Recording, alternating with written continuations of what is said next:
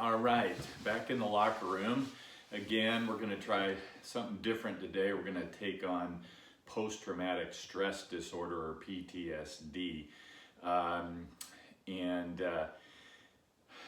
We've gone from COVID, and with COVID we got into some mental health issues and went on a little bit further into some mental health issues, deviated into neurodegenerative issues, and then into some pain issues. And so this is kind of a circle back into the mental health world. And again, we're going to look at PTSD under the umbrella of polyvagal theory and cytokine theory, which basically state that when we're under threat, we go through different physiologic strategies essentially to try to escape threat and move ourselves back into a position of safety where we feel a little healthier and a little bit more whole,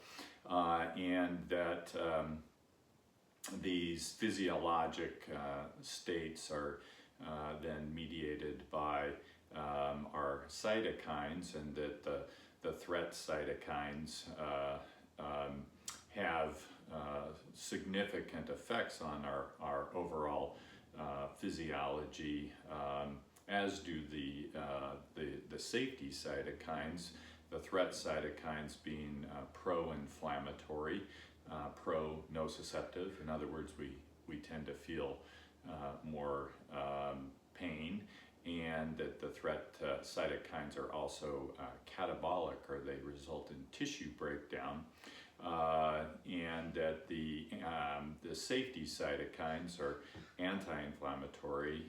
They decrease our sense of pain, they increase our sense of wellness, and they're anabolic, or they build tissue. So keep those things in mind as we go through this, because we're dealing very much here with what we would consider a psychological phenomenon, or a mental health issue with PTSD, but we have to remember that we are one system. And so although we're talking about how this presents in terms of our sense of mental health and in terms of behavior associated with mental health, that this is a one system model. So there are things going on an immunologic level, and an endocrinologic level, and a metabolic level, and a neurologic level, as well as on a psychological level with PTSD. And I chose PTSD as something to tackle because it's a full spectrum of mental health dysfunction. It really encompasses all of the things we've talked about in past lectures, which you can reference back to in terms of the root cause of mental illness and disease, all the way up into the full sort of blossom or flowering of the spectrum of mental illness. So with that, let's go up to the board. As we frequently do, I always like to review the threat column here at the beginning briefly, and then come back to it, because we are talking about a threat disorder, and threats come in a wide variety of causes, but our threat system is more singular. It tends to respond kind of the same regardless of the threat. The threat system evolved over probably really billions of years, but certainly millions of years, into what it is then represented in us as humans. So we tend to more or less respond to all the different threats in a similar fashion. We have sort of one stress response. So we've talked a lot before about the physical threats, the viruses, the bacteria, the parasites, the mycelia, the lions, tigers, bears, and other people, the toxins and radiations, guns and motor vehicles can be threats to us. Being hungry is a threat. The physiology is very similar. Lack of sleep is a threat. Opioids essentially are a threat. Stress hormone and activate similar systems. And you can imagine in PTSD that there was a point where these physical threats may have been real, whether you're in war, or whether you're in a bad accident, or whether or not you might be physically or sexually abused. Those physical threats can be real, but frequently the physical threats are gone from the equation, and what we're really dealing with is this lower part of the threat column. Spiritual threats come into play, being emotionally fragile or emotionally attacked, being socially insecure, and that can be being isolated, being discriminated against, being disenfranchised, being a victim of injustice, come under the kind of the spiritual category, as does poverty. That comes right in there. And given the modern world that we're living in, you can see that the spiritual category really is the category that represents racism as well. So, but then the very interesting area is also the shadow of the brain, where we're running predictive codes based on past traumas. Every animal does this. Some it's, they're born with a big instinctive package of predictive codes, but all animals learn over time what is threatening to them, and then subconsciously they're running these codes to determine whether they are in safety or whether they're under threat, and that doesn't always rise to consciousness, but it continues to poke the threat button and keep our system in threat physiology, stress physiology. We also have memories that we store, and some of these memories are threat memories or traumatic memories, and these may percolate up to consciousness. They may not always be sort of a pure memory. They may be fragmented or sometimes partial or even inaccurate, but they will creep up. And then we could also talk about, which is really not on here, but when we're sleeping, sort of the dream process that comes up, which can be in the form of significant nightmares and trauma-related events that get sort of piecemealed together as we're trying to somehow reprocess, perhaps repackage some of those events. And then we have, our thought suppressions and our emotional repressions, where things that are really aversive to us, we really try not to deal with, we try to ignore, we may, compartmentalize something on a conscious level that we just don't want to deal with, or even on a subconscious level, we may stuff something away. It's just so bad, we're just going to press it down and not let it ever reach consciousness, and do some heavy repression. So that kind of energy stays down in that shadow of the brain and kind of keeps poking the stress button, keeps us under threat physiology. So that's our long threat column. Let's go over here to what we've talked about before in terms of what's going on actually in the brain when we're under threat. So we've listed some things here: the ventral medial prefrontal cortex, the dorsal lateral prefrontal cortex.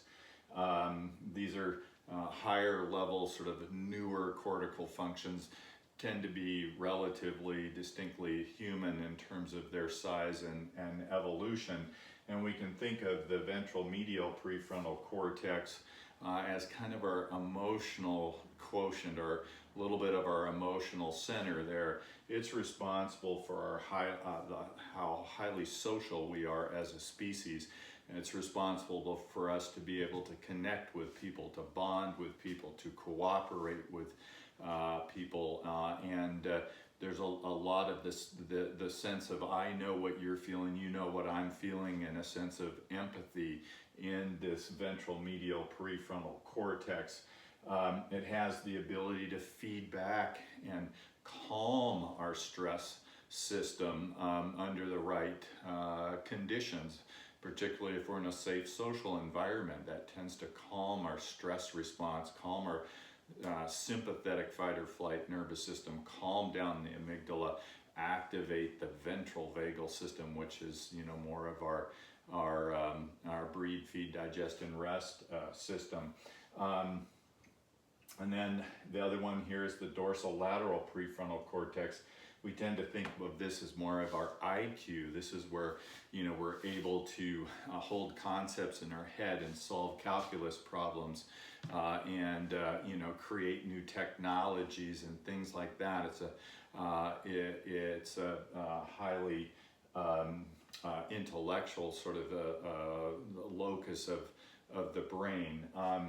And we've talked about before, and let's just look at them up here. So here's the dorsolateral prefrontal cortex, here's the ventral medial prefrontal cortex, and we talked about how under threat and stress, they go relatively offline when adrenaline flows out, cortisol flows out, and our pro-inflammatory cytokines, those threat cytokines, flow out.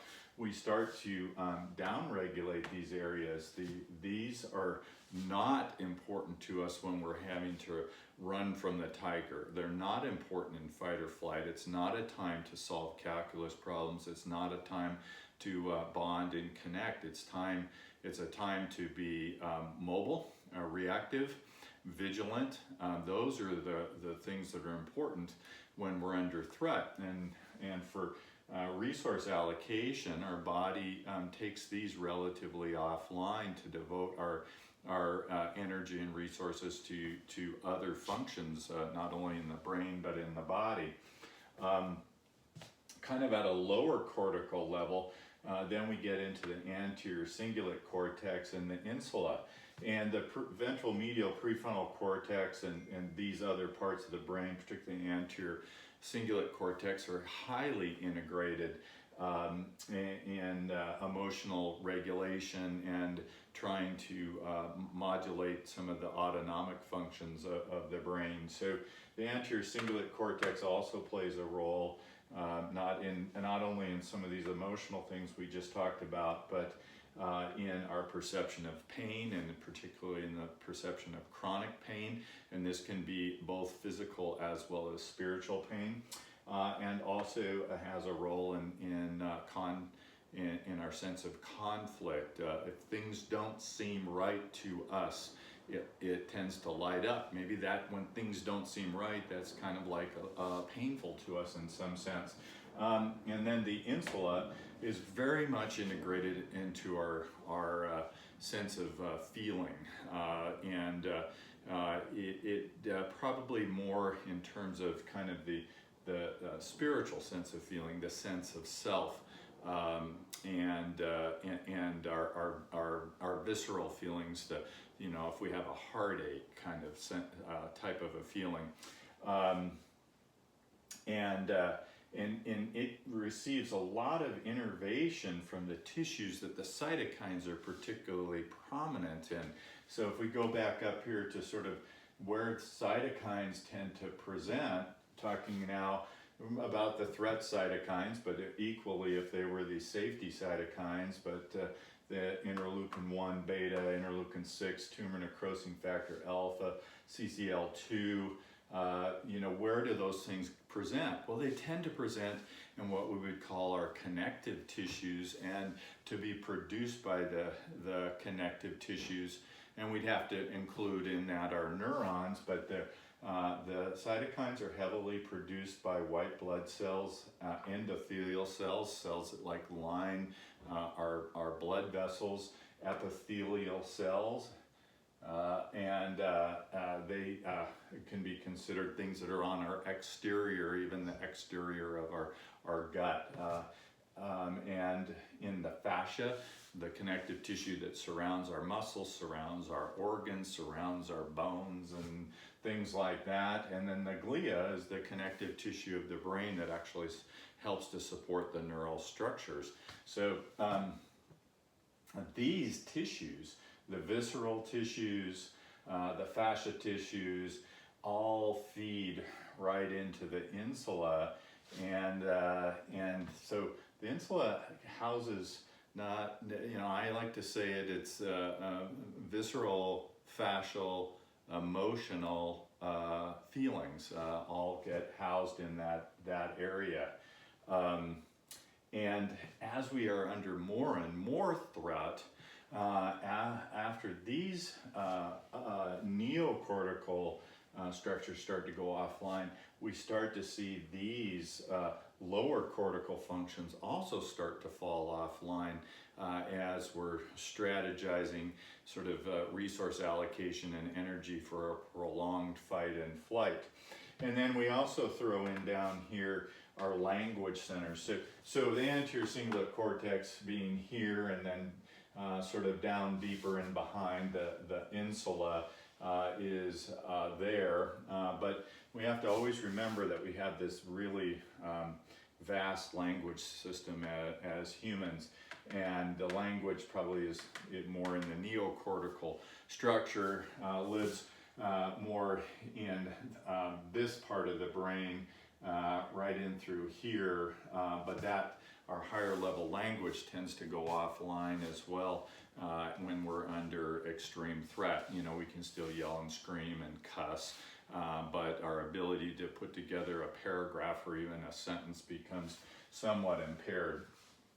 And then we have this other area of the brain, the hippocampus, the seahorse of the brain, which lives right here. And the hippocampus is responsible for memory, specifically kind of a functional memory and a declarative verbal memory. So it is slightly connected to the language. So our ability to remember something and sort of recite it back tends to go offline, probably in preference for actually storing the memory of threat, which can sometimes be more of a visual or somatic memory even, but the hippocampus tends to go offline. So some of the memory type stuff that we particularly like to test for in schools and that is not as readily available to us when we're under threat. And then let's not forget the amygdala here, a sort of subcortical part of the brain right here that I always like to refer to as the stress button that we poke. So the amygdala is the area where fear is kind of activated and where fear conditioning exists. So memories of trauma tend to exist in the amygdala. So as we're sort of taking offline that declarative verbal memory in the hippocampus, we're strengthening the memories of fearful events, traumatic events, threatening events in the amygdala. And in PTSD, that is essentially what we tend to see, is as the adrenaline goes up, the blood flow to these functions here starts to decline, okay? But we see some increased blood flow to the amygdala. And in fact, the threat cytokines start to not only block neural transmission in these areas and starting here, but then as they escalate in level, getting into the deeper parts of the brain, they also start affecting the metabolism in here. So they're blocking neurotransmission and causing these cells to go relatively dormant. So you have a lot of decreased activity here, and you actually see some shrinking of these structures. The hippocampus is most notable, the dentate gyrus most notable for dramatic shrinking, but also up into the neocortex you see shrinking, and the amygdala is frequently somewhat enlarged in people with post-traumatic stress disorder. So what is that, kind of what do we look like when all this happens under threat? So let's turn here, and we're going to come to sort of the threat tree. And we've talked about this in past lectures, but bottom line is the root cause of all of this, as we've already stated, is threat. So down here below the dirt line, where the roots of this tree are, we have just threat. And here's the threat column. We just reviewed all of those things that can be down there. So the first thing we do is we tend to activate our fight and flight response. And so under threat, we can become angry. That's just a primary emotion. Anger is a primary emotion.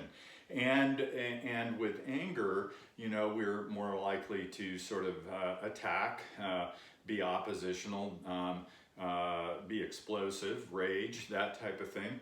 And that's a good strategy for either turning somebody away, scaring them away, or defeating them, physically or emotionally, spiritually as well, through anger. And if that strategy is not available to us or is not working, we go from fight into flight or fear, which can be anxiety. So in fear, we're now become very reactive. We are still hypermobilized. We're going to become quite vigilant, and our sensory system is going to be very activated, and we may turn tail and start to run. These two things are high energy states. They're high mobilization responses, and they do then require a metabolic strategy for the long run, which we were just talking about, how the cytokines play into that. Now, if we're running and we're failing to achieve our objective of getting ourselves back into safety, we're still under threat. Our cytokine levels still rising. Our adrenaline levels are probably still at this point on the rise. But we are going to flip our physiology if fight and flight's not working, into freeze and faint. So we move from sort of a hyperkinetic state into a hypokinetic state, to an immobilization state, where we tend to move to a posture more of surrender and submission.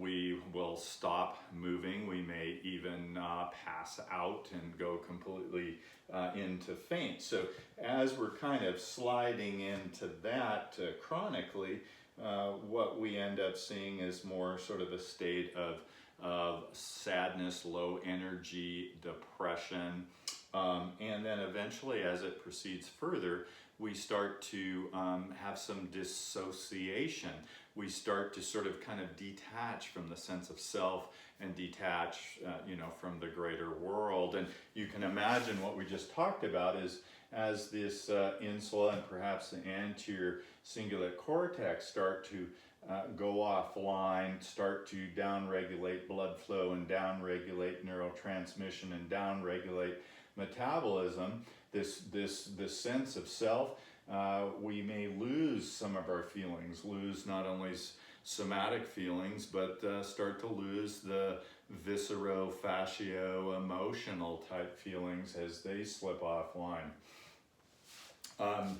So that's kind of the progression of what I always refer to as kind of the primary psychological changes. These are physiologic changes in our body, but they have changes in our behavior. So when we're in fight, we can be a little bit rageful and aggressive, and kind of approach people and either beat them up or scare them, one or the other. And as we move into fear, we look more anxious, we're more reactive, we're more vigilant, and in both of these we are sort of socially disconnected and cognitively disconnected. We're reactive, not contemplative in those states. And then as we move, we flip our physiology more into freeze and faint physiology,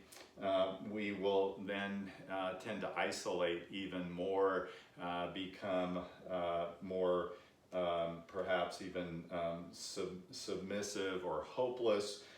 We go through this emotional numbing where we're disconnected from our feelings, and can become quite depressed when our physiology goes that way. So, and with this rise, we have physiologic changes, initially kind of the traditional fight and flight type stuff, sympathetic nervous system stuff, but then we move more into this dorsal vagal kind of tone with decreasing cortical function. And this represents a gradual increase in the cytokine levels. So we want to keep that in mind. Now, what happens after that?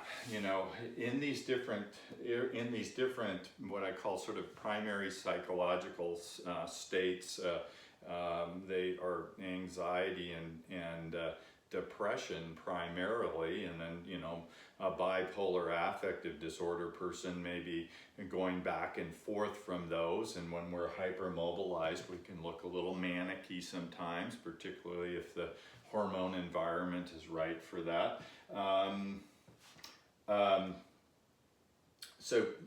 But PTSD is a full spectrum disorder, right? So somebody with a diagnosis of PTSD, at times they may be quite activated. At other times they may actually be more depressed and deactivated. So they're not going to be a constant. The one constant that we could say is they are unable to access the polyvagal state of the ventral vagal tone or ventral vagal complex, where people feel more relaxed. It's the breathe and feed, digest and rest system. The commonality is in none of these states can we get to that point. So we're not necessarily stuck in fight and flight. I think that's a misconception. There is sometimes it's going to be fight and flighty, but other times it's going to be sort of more of this less sympathetic nervous system and more of sort of the dorsal vagal tone type stuff with sadness, depression, and dissociations. So the thing that we really try to do after that, and I put this into the category of the branches of the tree, is we want to have some control over our life. It feels horrible to be in anxiety. It's not great to be angry all the time or in opposition with people all the time. It doesn't, typically get all of our needs met, and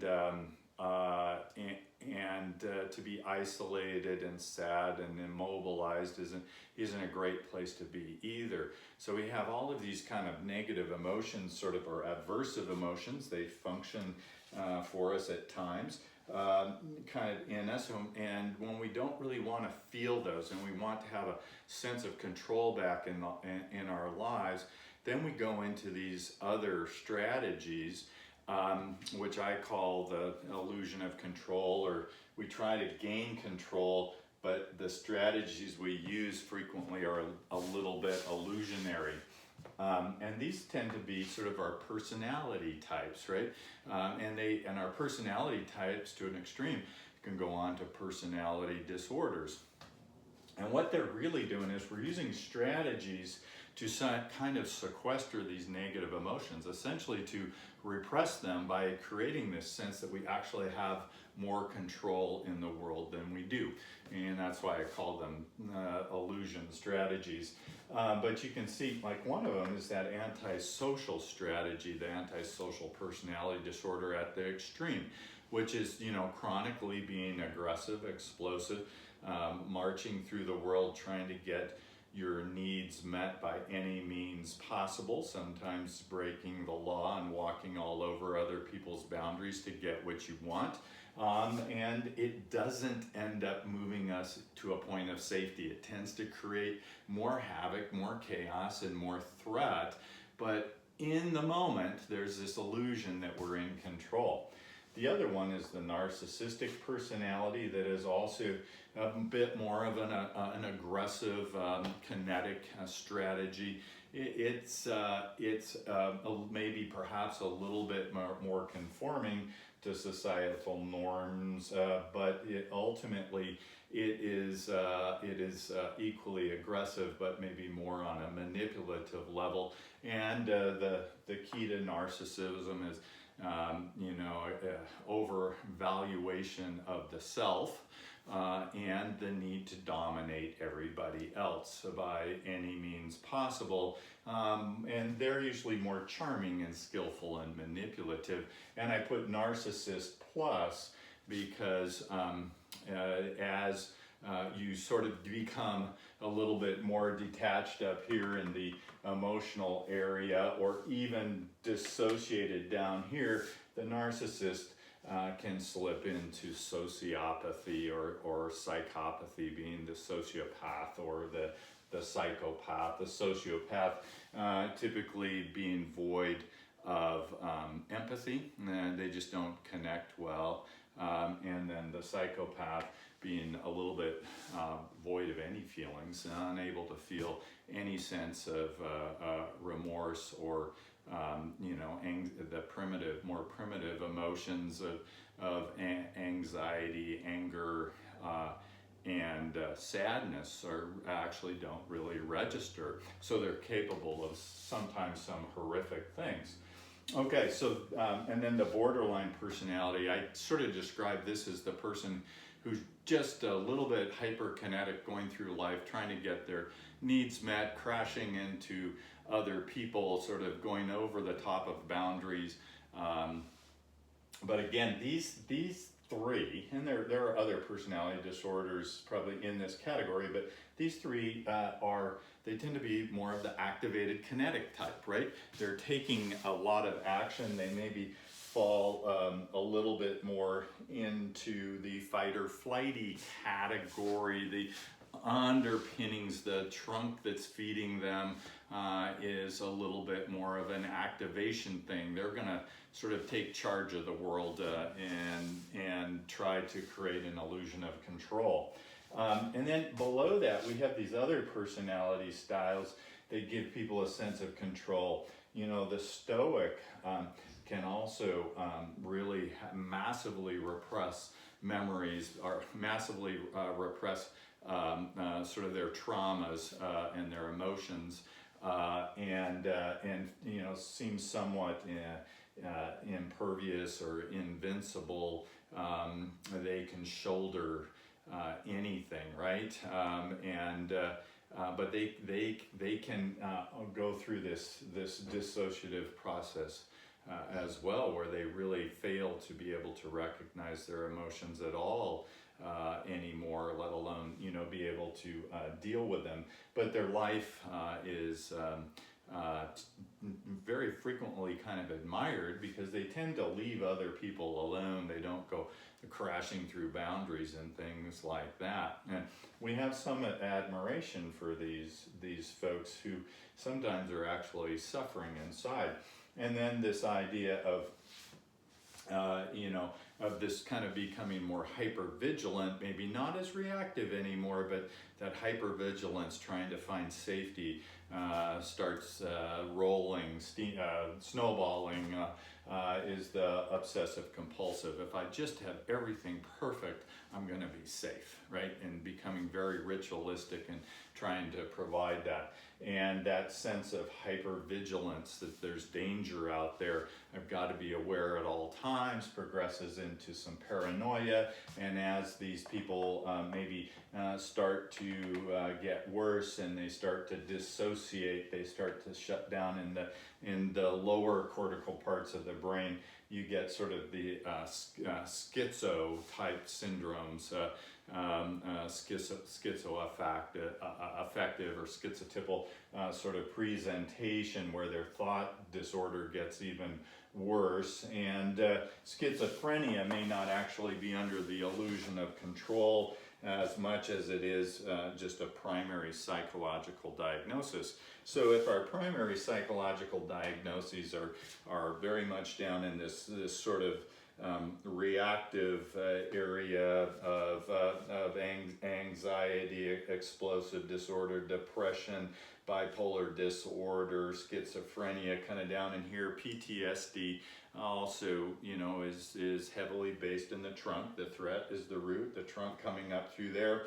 And then we get up into sort of the secondary psychological diagnoses, the illusions of control type things that pop out in these different strategies. Some of them are more sort of activating and aggressive strategies, and some of them are more deactivating and kind of isolation strategies.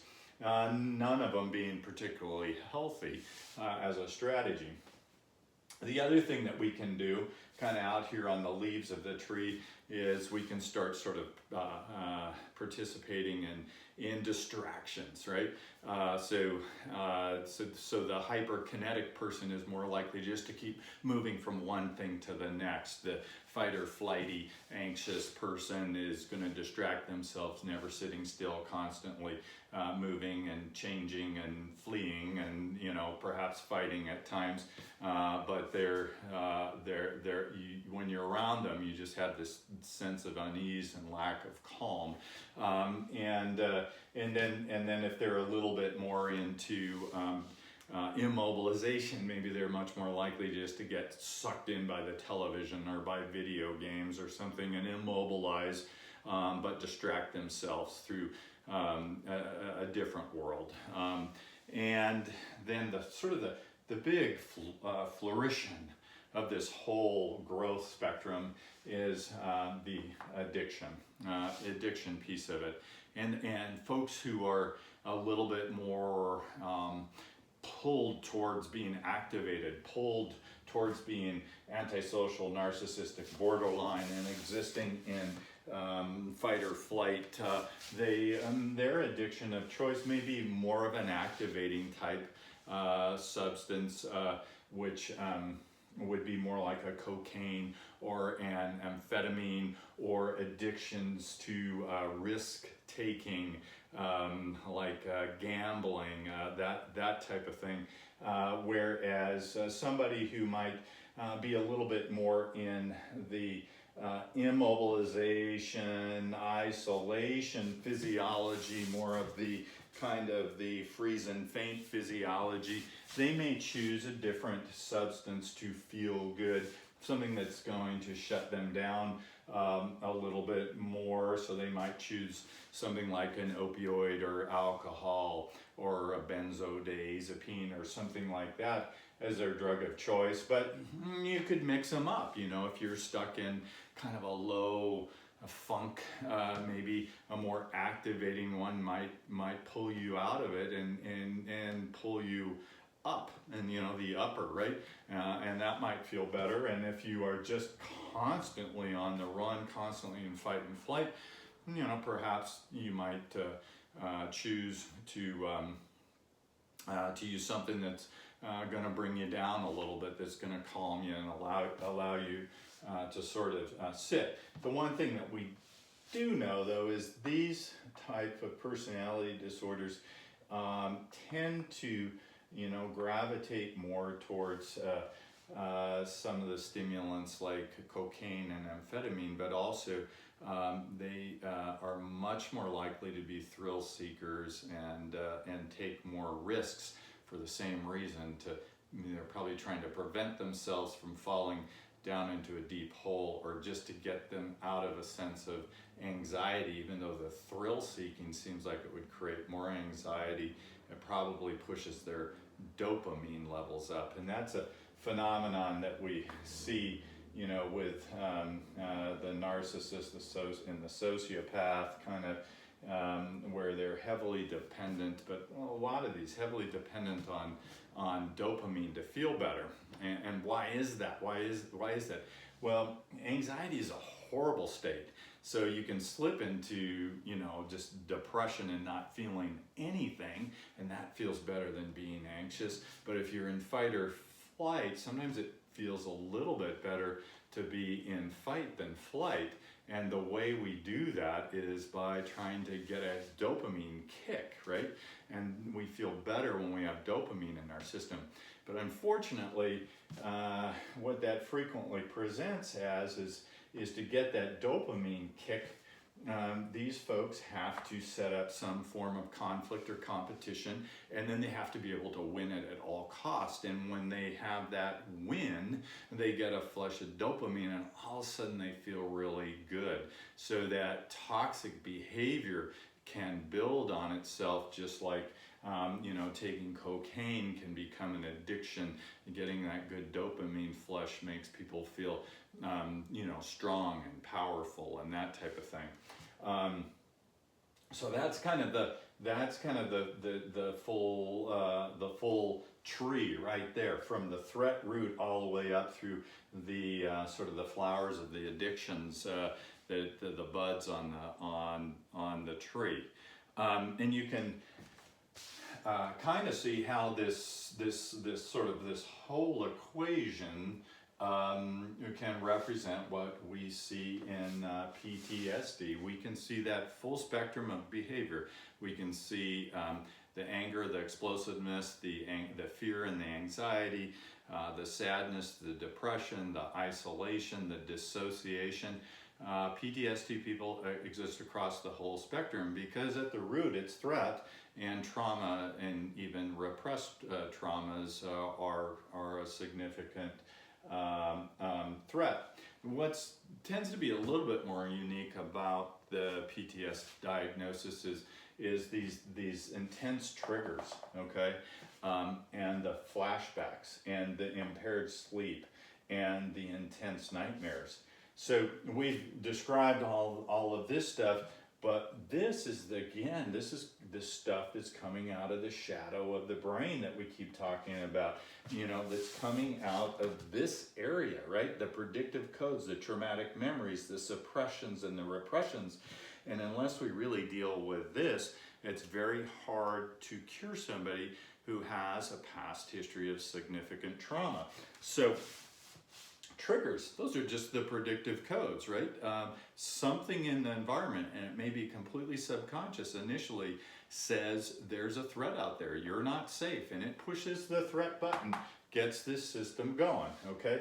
The flashbacks are simply activating these predictive codes and traumatic memories that come up through consciousness that we're always talking about.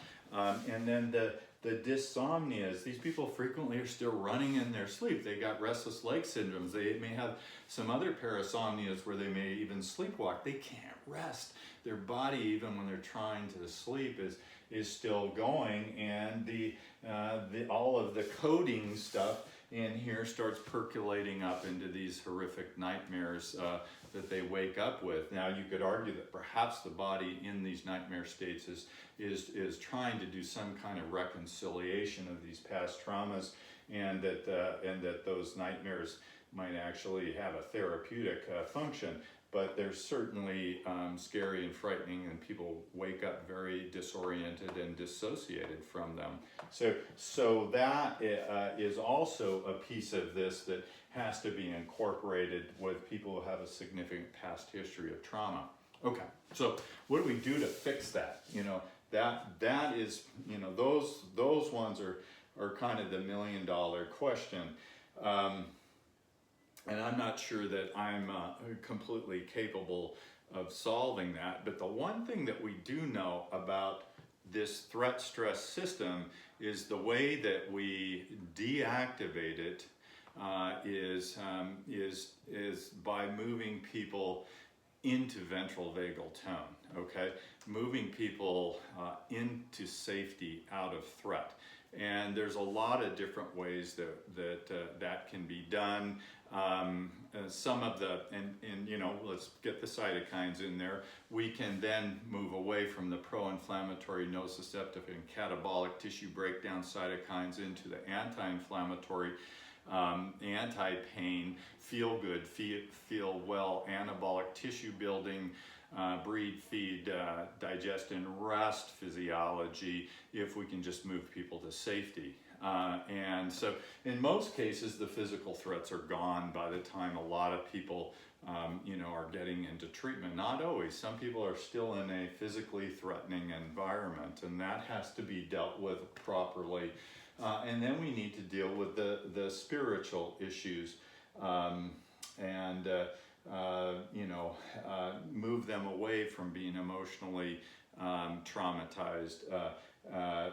Look at their social threats. Are they living in isolation? Are they discriminated against? Are they disenfranchised? Is there injustice in their life? And are they living in poverty? We can't cure them unless we cure this, right? And then we get down into this area, which really involves more intense sort of psychotherapy strategies that I'm not one to speak on those, but we need to start rewriting code. And we need to allow these traumatic memories and the suppressions and repressions to come forward and be acknowledged and incorporated. But we also need to stop suppressing and stop repressing and start expressing and feel the total sort of human being. So some of the things we can do, and I'm not going to go into this, we've done this in so many past talks, but the medical sort of approach to safety is kind of that last column, where we have a really good diet and we make sure we're fasting overnight, where we're getting really good sleep. These vitamins are highly anti-inflammatory, suppress pro-inflammatory cytokines. There are certain supplements that are really good for the system. The vagal stimulation of moving people out of this chaos that's going on up in here, and allowing this nucleus ambiguus, the heart of the ventral vagal complex, to resonate throughout our brain and our body, to pull us into a sense of safety and activate our breathe and feed, digest, rest, feel good system is really important. And there's so many different strategies for vagal activation. Safe social engagement is huge. That might be the first that needs to take place, but there are devices that can actually stimulate the system.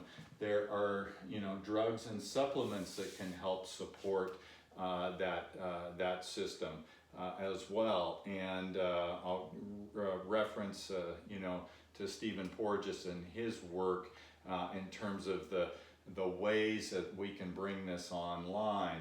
But all of this needs to be taken care of to fully bring this online. And then we have other drugs that can be helpful in sort of soothing the system. And we have a procedure out there, a stellate ganglion block, that blocks the fight or flight system, which will block this part of what's going on. It doesn't do so much with this part of what's going on. It blocks the fight and flight system, doesn't necessarily help with the freeze and faint system. And certainly, that may help with what's coming up from the root to depress it a little bit, but the complexity of all the things going on here with the illusions of control and distraction and addiction things are unlikely to be solved by a simple stellate ganglion block. But with all of these things, what we're just trying to do is get the flywheel stop spinning in the wrong direction, and then maybe we have a better chance of getting it spinning in the right direction. Psilocybin is very interesting in this category. It's a hallucinogen that has been used for anxiety, depression, addiction, PTSD with some success. Even if you have this therapy and you have a horrifically terrifying trip, a bad trip on it, it seems to reset the system. And I'm guessing that it probably is working somewhere in the shadow area that's really hard to access and change, where a lot of these other ones are just trying to shut down the pro-inflammatory cytokines. Oxytocin as a hormone is our bonding, love, connection hormone, and it may have a big role in kind of being able to sort of calm the system and allow us to be social and connect, and then that may start to build on itself in terms of being able to cure somebody. Then there are the therapies, the eye movement, distraction, reprogramming type therapies for trauma, and other trauma therapies that involve expression, and expression by controlling perhaps a reenactment of some trauma. And I think all those things are really good. The one thing I do want to bring up, though, is that I think doing cognitive behavioral therapy, or trying to reestablish somebody else's self-esteem, or creating new stories may not be very helpful in treating these people. I think that one of the things, particularly for the wounded warrior, is that they've been given a hero model of which they went off to war and fought the hero's battle, and they come back, and now they have to live up to that. And that's really hard, because as human beings, we are both good and evil, right? We have both pro-inflammatory and anti-inflammatory cytokines in us. And so we have to be able to more fully resolve who we are as individual humans, and we're not absolutely heroic, and we're not absolutely awful. And you can imagine, in a time of war, you may do some awful things and have terrible perhaps shame and guilt, or anxiety over those things. Or you may not be particularly brave, and you may be embarrassed by that. On the other hand, you may have done some things that appear to be very heroic and courageous in war, but neither of those poles define a human being, as we are both, and we are probably less significant than we actually perceive. So one of the fears that I always have in some of the strategies of trying to make people feel good again is that we create more stories. And the stories may not be based on the truth of being human. The stories may not be even based on the truth of the situation or what somebody feels inside. The story may be what we want for sort of social consumption. And if that's the case, then those types of therapies are more likely to cause some conflict in people, which tends to activate pain and the anterior cingulate cortex to create more conflict in people. And trying to live up to the stories, people may participate more in active repression. And that may activate some of these odd personality strategies that end up becoming dysfunctional.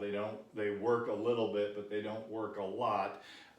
And all of a sudden, what we've actually done, instead of allowing people to be wholly and distinctly human, to being good and bad and courageous and cowardly and pro-inflammatory cytokine and anti-inflammatory cytokine, instead of allowing people to be fully human, we've boxed them in, and we have created a bigger threat load down here, which we know then transfers into a bigger cytokine load, and we know that will then transfer into more fight, flight, freeze, and faint, and keep us from getting into our breathe, feed, digest, and rest physiology where we truly feel well and both mind and body.